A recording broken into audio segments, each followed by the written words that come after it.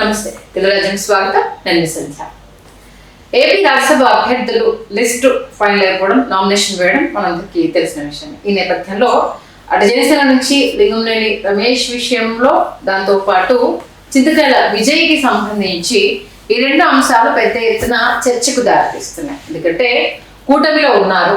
గతంలో చింతకాయల విజయ్ మెగాస్టార్ చిరంజీవి గారి గురించి చేసిన కామెంట్స్ ను ఎలా మర్చిపోతారు? 2009లో ఒక దౌర్భాగ్యుడు ఒక పార్టీ పెట్టాడు. ఎవరు అభిమానాన్ని కోరి వాడు అంత స్థాయికి వెళ్ళాడో వాళ్ళకి తెలుసు. కానీ సామాజిక న్యాయం అని చెప్పారు, పార్టీ పెట్టాడు.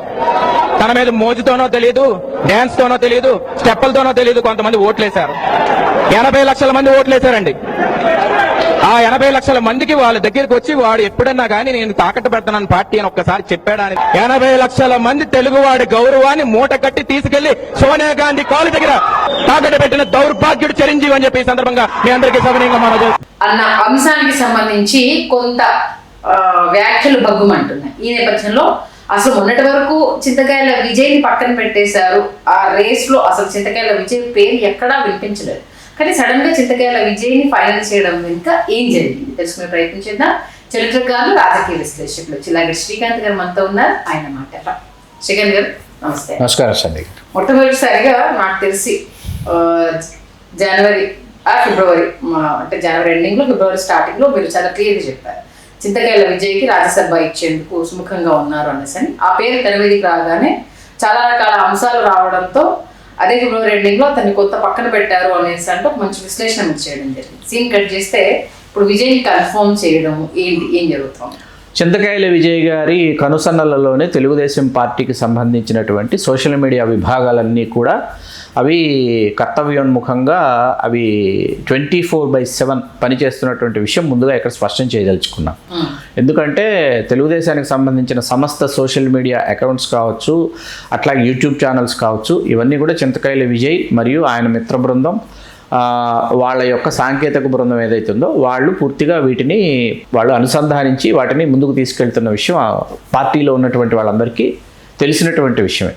అంటే మొదట్లో చింతకాయల విజయ్ గారి పేరు పూర్తి స్థాయిలో రాజ్యసభకి వారు పరిగణలోకి తీసుకున్న వయస్సు రీత్యా 29 ఎన్నికల నాటికి అయ్యన్న పాత్రుడు గారు కార్యరంగం నుంచి ఆయన నిష్క్రమించి, అంటే ఆయన పూర్తి స్థాయిలో క్రియాశీలక రాజకీయాల్లో, అంటే ప్రత్యక్ష ఎన్నికల్లో పోటీ చేయకుండా ఆయన పరోక్షంగా ఆయన తన సేవలు పార్టీకి అందించాలనుకున్న, నియోజకవర్గానికి అందించాలనుకున్న ఆ విధమైన నిర్ణయం ఆయన తీసుకోవాలని నర్సీపట్నం నియోజకవర్గం నుంచి చింతకాయల విజయ్ గారు పోటీ చేయాలని భావించిన మాట అయితే వాస్తవం. అయితే సోషల్ మీడియాలో కావచ్చు, మెయిన్ స్ట్రీమ్ మీడియాలో కావచ్చు, చింతకాయల విజయ్ గారి పేరు జనవరి ఫిబ్రవరి నెలల్లోనే పరిశీలనలో ఉందన్న పేరు వచ్చినప్పుడు, పరిగణలోకి తీసుకున్నప్పుడు ఏమైందంటే పెద్ద ఎత్తునప్పుడు కూడా చింతకాయల విజయ్ గారి మీద విమర్శలు వెల్లువెత్తాయి. అతని ప్రవర్తన పట్ల కావచ్చు, మాట తీరు పట్ల కావచ్చు, నడవడిక పట్ల కావచ్చు, చాలామంది పెద్ద ఎత్తున వ్యతిరేకతని ప్రదర్శించారు. ఆ వ్యతిరేకత ఎప్పుడైతే వచ్చిందో ఒక్కసారిగా చింతకాయల విజయ్ గారి పేరుని అసలు తెర మీదకి రాకుండా తెర వెనకే చింతకాయల విజయ్ గారి పేరుని అట్టే పెట్టేసి రకరకాల పేర్లను తెర మీదకి తీసుకొచ్చారు. కిలార్ రాజేష్ గారి పేరు తీసుకొచ్చారు, వర్లరామయ్య గారు ఆయన ఆశిస్తున్నారని ఆయన పేరు తీసుకొచ్చారు, అట్లాగే కాపు సామాజిక వర్గం నుంచి బండారు నరసింహారావు గారి పేరు తీసుకొచ్చారు. ఈ ఒక్కొక్క పేరు తీసుకుని వస్తూ సరిగ్గా నామినేషన్ల ప్రక్రియ ఇంకా మొదలవుతుంది. ప్రకటించాలనుకునే సమయానికి వెంటనే చింతకాయల విజయ్ గారి పేరుని ప్రకటించి వాళ్ళు చింతకాయల విజయ్ గారు చేయాలనుకున్నటువంటి న్యాయాన్ని లోకేష్ గారి, ఇట్స్ టోటల్లీ టీమ్ లోకేష్ అండి. ఇవాళ మనకి సానా సతీష్ గారిని కొనసాగించిన, భాష్యం రామకృష్ణ గారికి ఇచ్చిన, లేకపోతే చింతకాయల విజయ్ గారిని తీసుకున్నా కూడా ఇది మొత్తం లోకేష్ గారి ఇష్టానుసారంగానే జరిగిందన్నమాట అయితే వాస్తవం. అంటే కిలార్ రాజేష్ గారి పేరు ఆ మధ్యకాలంలో ప్రముఖంగా వినిపించేది. చింతకాయల విజయ్ది ఆల్మోస్ట్ ఆల్ కనుమరుగైపోయింది. ఎక్కడ ఎలాంటి స్మెల్ కానీ విజయ్ని మళ్ళా పరిగణలోకి తీసుకుంటున్నారన్న ఇది కానీ ఎక్కడ వినిపించకుండా అలా సడన్ గా తీసుకురావడం ఏమైనా స్ట్రాటజికల్గా చేశారు. పైగా ఏంటంటే కిలార్ రాజేష్ గారి పేరుని ఇక తెర మీద నుంచి తప్పిద్దాం అనుకున్న సమయానికి ఏం చేశారంటే తెలుగుదేశానికి సంబంధించినటువంటి వార్తలు ఏవైతే ఉన్నాయో, ముందుగా కథనాలు కావచ్చు, వార్తలు కావచ్చు, వండి వార్చేటటువంటి మీడియాకి వయసు రీత్యా వయసు ఇంకా ఉంది కాబట్టి, ఇంకా చిన్న వయసు సమవయస్కుడే కాబట్టి కిలార రాజేష్ని ప్రస్తుతానికి పక్కన పెడుతున్నారు, ఎవరినైతే తెర మీదకు తీసుకురావాలనుకుంటున్నారో అప్పుడిప్పుడే తెలియదు అనేటటువంటి వార్తా కథనాలు వెలువరించారు.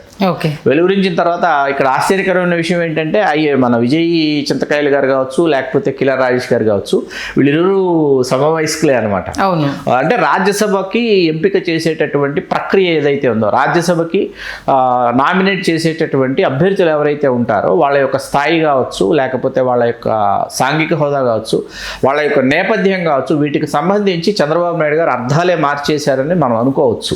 ఖచ్చితంగా అందులో సందేహం లేదు. సేవా కార్యక్రమాలు చేసిన వాళ్ళకి ఒక గుర్తింపు, దీనివల్ల ఇలాంటి విద్యార్థికులు వెళ్ళడం వల్ల మన రాష్ట్ర తరపు నుంచి వీళ్ళు చేసిన సేవను ఆయా రంగాల్లో విశేష కృషి చేసినటువంటి వారిని పెద్దల సభకు పంపించడం అనేది ఆయా రంగాల్ని విశేషంగా ఆయా రంగాలకి ఇచ్చేటటువంటి గుర్తింపు కావచ్చు, ఇవన్నీ కూడా వాటిని పరిగణలోకి తీసుకునేవారు. ఇప్పుడు రాఘోపాలరావు గారికి రాజ్యసభని ఎన్టీ రామారావు గారు కట్టబెట్టినప్పుడు అప్పుడు కొంత చర్చ జరిగింది. అంటే సినిమా నటుడు మీరు ఎలా ఇది చేస్తారు అప్పుడు కూడా వచ్చింది చర్చ. వచ్చినప్పుడు ఏంటంటే రాఘోపాలరావు గారి పూర్వపు నేపథ్యం ఏదైతే ఉందో ఆ నేపథ్యం చాలా బలమైన నేపథ్యం అండి. ఎందుకంటే ఆయన సోషలిస్ట్ నాయకులతో కలిసి సోషలిస్ట్ పార్టీ కార్యక్రమాల్లో ఆయన చాలా బలమైనటువంటి భూమిక పోషించారు. సోషలిస్ట్ నాయకులతో కలిసి ఆయన ప్రయాణం చేశారు సోషలిస్ట్ పార్టీలో.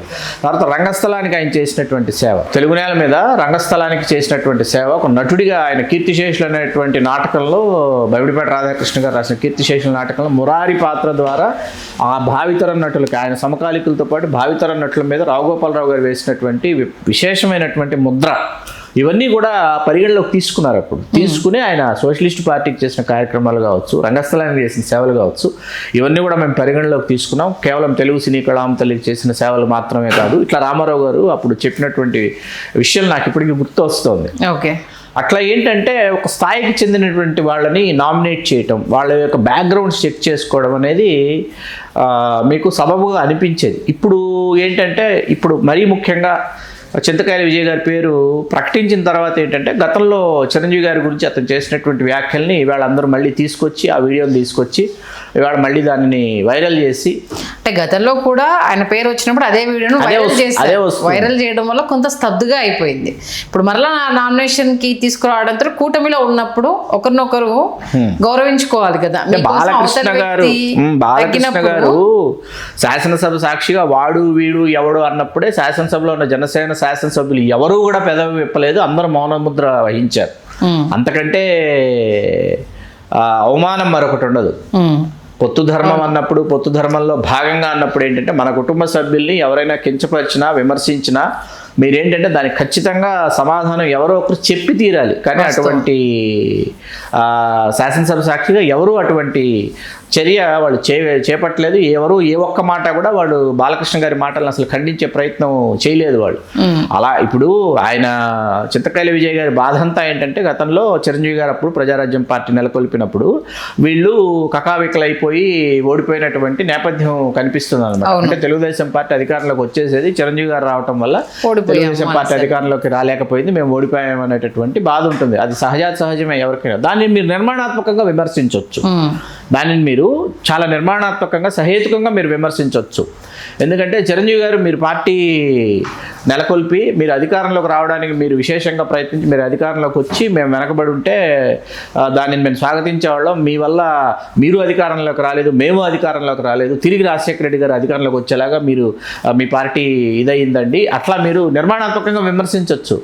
అంటే వాడు వీడు దౌర్భాగ్యుడు అనేటటువంటి పదప్రయోగాలు ఒక చిరంజీవి గారు లాంటి లెజెండ్ని, చిరంజీవి గారు లాంటి మెగాస్టార్ని, చిరంజీవి గారు లాంటి వివాదరహితుడిని, అతని వయస్సుకి ఏమాత్రం సంబంధం లేకుండా అతను ఏ విధమైనటువంటి దీంతో మాట్లాడాడు అన్నది ఆ రోజు చిరంజీవి గారి అభిమానుల్ని చాలా కలవరపరిచింది, కలచివేసింది అభిమానుల హృదయాలు. ఆ రోజు ఆ అభిమానులే ఇవాళ మళ్ళీ దాన్ని గుర్తు చేసుకుని బాధపడుతున్నారు. పవన్ కళ్యాణ్ గారు ఒక్క మాట అయినా, ఎందుకంటే ఆ రోజు మా అన్నయ్యని ఇలా అన్న వాళ్ళకి ఇప్పుడు ఎవరికి ఇవ్వాలి ఎవరికి ఇవ్వకూడదు ఎందుకు ఇవ్వాలన్నది చంద్రబాబు నాయుడు గారు లోకేష్ గారిలో ఇష్టం అండి. అది వాళ్ళ పార్టీ, తెలుగుదేశం పార్టీ. అందులో ఎవరికి ఏ విధమైనటువంటి ఆక్షేపణ లేదు. ఇవాళ భాష్యం రామకృష్ణ గారి గురించి ఎవ్వరికి ఎక్కడ ఏ విధమైన ఆక్షేపణ రావటం లేదు. ఎందుకంటే ఆయన ఒక టీచర్ స్థాయి నుంచి, ఒక లెక్చరర్ స్థాయి నుంచి, అక్కడి నుంచి ఒక విద్యా సంస్థల అధినేతగా ఆయన విద్యారంగానికి చేసినటువంటి సేవలు కావచ్చు, అట్లాగే ఆయన చేసినటువంటి ఆధ్యాత్మిక ప్రయాణం గురించి కూడా గతంలో మనం చెప్పాం. మన తెలుగు రాజ్యంలోనే మనం మాట్లాడుకున్నాం. మనం ఫస్ట్ రివీల్ చేసింది కూడా మనమే చెప్పి మొట్టమొదట అసలు సోషల్ మీడియాకి సంబంధించి భాష్యం రామకృష్ణ గారి పేరు ఆయన ఎన్నికవుతున్నారు, నామినేట్ చేయబడుతున్నారు అనేటటువంటి విషయం మొట్టమొదట తెలియజేసింది మనమే తెలియజేశాం. ఓకే, మరి ఆల్రెడీ ఇంకా నామినేషన్ వేశాక ఫైనల్ అయిన తర్వాత దీన్ని ఇంకా చేసేది ఏం లేదు. మరి అభిమానులు ఎలా చల్లారబరుస్తారు, వాళ్ళకి ఏం సమాధానం చెప్తారు అనేది ఇప్పుడు. ఎందుకంటే లింగంనేని రమేష్ గారిని ఆ సామాజిక వర్గం నుంచి తీసుకున్నారు, ఇంకెవరు దొరకలేదా అంటూ కొంతమంది బాహాటంగానే విమర్శలు చేస్తున్నారు. ఇప్పుడు ఇది యాడ్ అయ్యేసరికి ఆజ్యం పోసినట్టుగా ఉంది. మరి ఎంతవరకు ఎలాంటి కామెంట్స్ చేస్తారు, సమాధాన పరుస్తారు అనేది చూడాలి. మంచి విశ్లేషణ ఇచ్చారు. ధన్యవాదాలు శ్రీకాంత్. ధన్యవాదాలు సంధ్య గారు.